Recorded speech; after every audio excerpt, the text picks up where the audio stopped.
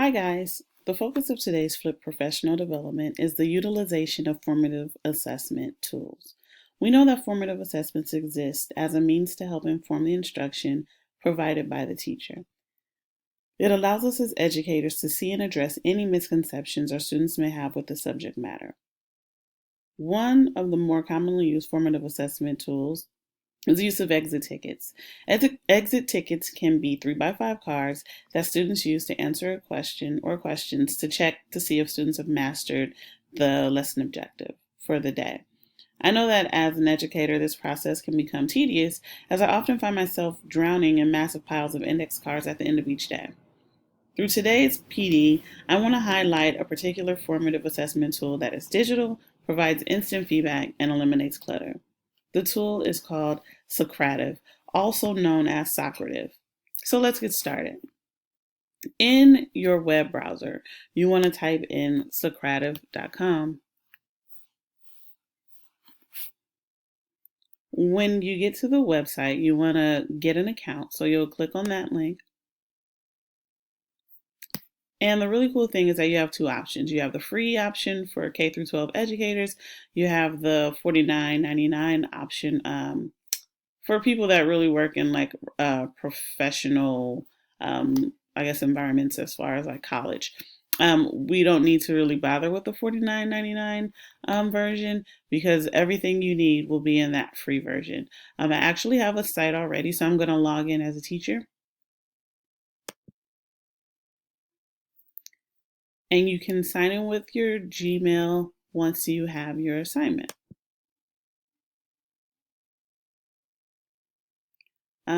Something that I like about Socrative is that they give you 3 ways to check for, understanding through formative assessments, and that is a quiz, a space race, and an exit ticket.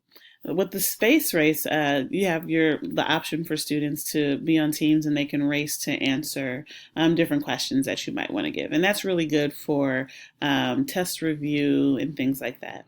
On the formative assessment level, though, the quiz or the exit ticket may be the better choice as far as getting data.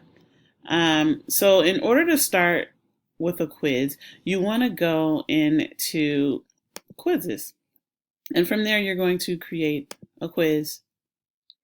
With that, you may create your quiz by giving it a name. So I'm going to do something simple just for the sake of time.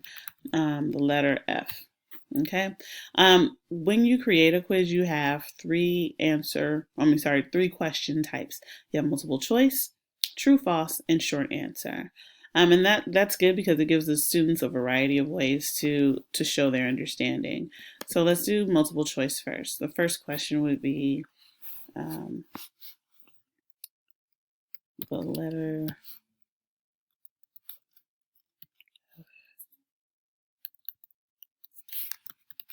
which letter in a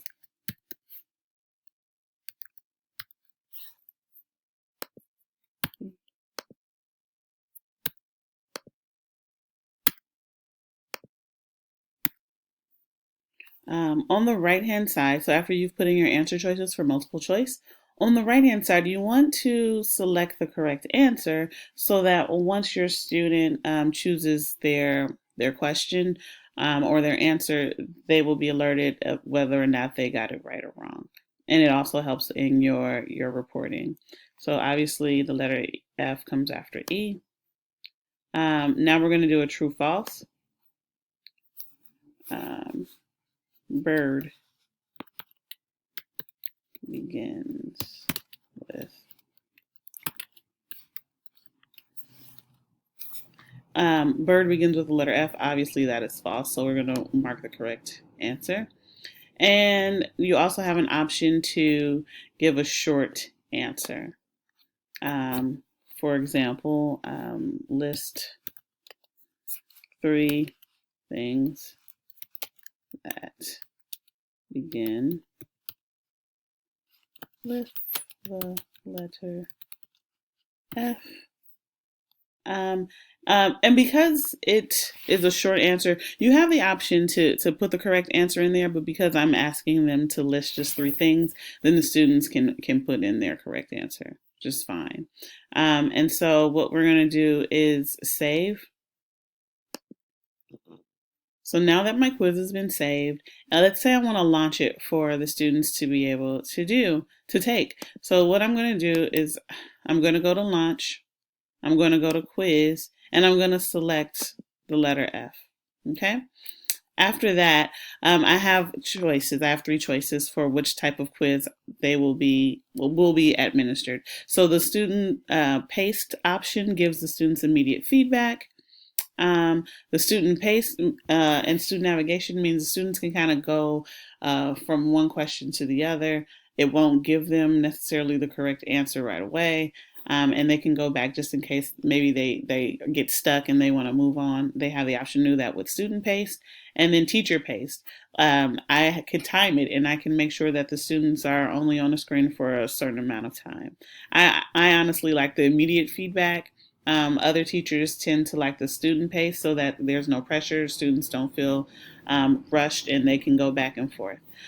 So after that, you want to press start. Well, actually, you have some settings so you can disable names, randomize the question order, randomize question answer order, and hide question feedback. I don't want to do that, but right now I have the final score hidden for the students just in case because it's short answers involved, then I want to go in there and double check. So what you do is press start.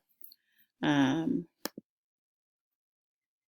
and so I want to say, so this is the screen that pops up. And as students are taking the test, this will start to populate with the students' answers.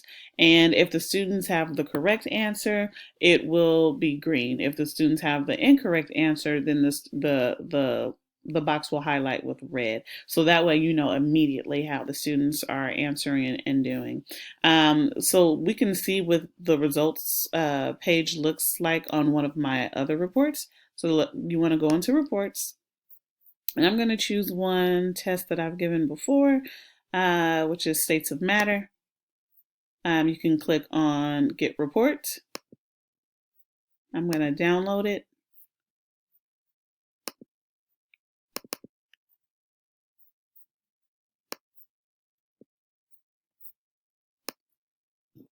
And so you can see I had 3 students take a test on the states of matter. And as you can see, I have one student that had 100%, one student that had 2 right, 1 wrong, and one that had 2 wrong and 1 correct. And so this is how that screen that I just mentioned before looks as the data's coming in right away. And that's one of the things that I really enjoy about socrative is because you have that data already graded for you, and you get that instantaneous feedback. And it also gives the students, like I said, the feedback right away if you so choose to have it done like that.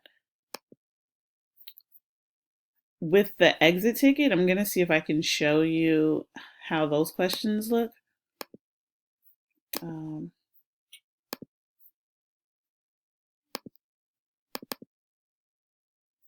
with the exit ticket, there's always 3 questions that are asked. And the same way that I launched the regular quiz is the same way you'll launch an exit ticket. But these are the questions that the students are asked. It's how well did you understand today's material? How did you learn? I'm sorry, what did you learn in today's class? And then please answer the teacher's question. So when it asks you to answer the teacher's question, that's your opportunity to write an objective based question on the board for the students. Now I'm going to go in as a student and you will be able to see what it looks like. Now there's 2 ways to get a code. Sometimes you have a default name, like mine is Boteo. Sometimes your quizzes may have their own special name. Usually it's going to be your default name here at the top. So what I'm going to do is, like I said, I'm going to go in as a student so you can see what it looks like.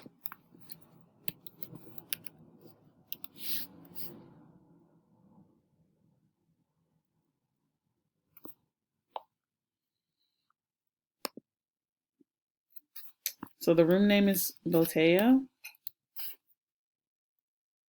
I'm going to join, and then I'm going to say Jenny.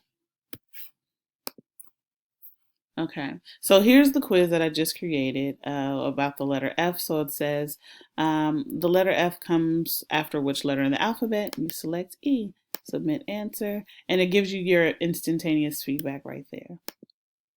Bird begins with the letter F. Is that true or false? I'm going to select true just so you can see what happens if you select the wrong answer. And see how it says incorrect. The correct answer is false. Press OK. And then you list your three things that begin with the letter F. So I'm going to say flute, fish, and fire. And then I'm going to submit my answer. Okay, so it didn't say right then and there if the student was correct, again, because that's where the teacher will go in and be able to grade that information. Let's see. I'm going to show you what it looks like to administer an exit ticket.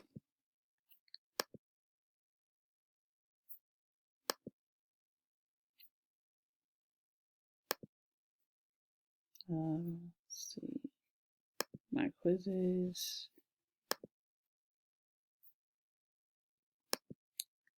I'm going to launch an exit ticket. And so, because there's nothing there, I'm going to go in as a student and you will see what a student sees. So Boteo, Rosie, I'll say my name is Rosie. Okay, how well did you understand today's material? I totally got it, pretty well, not very well, or not at all. I'm going to say pretty well. Submit my answer. What did you learn in today's class? How to identify things that begin with F. I'm going to submit, and then please answer the teacher's question. I'm just going to put yada, yada, yada, and then submit my answer. And then from there is when the teacher will be able to see the students' responses and their login right here. Right here on the results page, you'll be able to see. So Rosie answered all of the questions. She got one wrong, or it's colored red because she didn't get it all the way. It wasn't 100%. She wasn't super duper confident. And then there's short answers will pop up. So what I can do is I can choose to show the answers or not show the answers.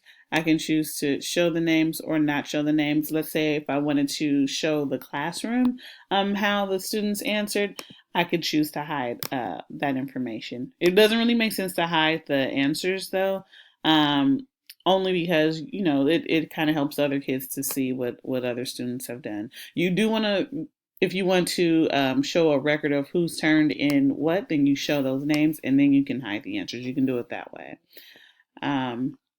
So it's pretty fluid as far as the website goes. You got to play around with it, I would say, to get comfortable with it.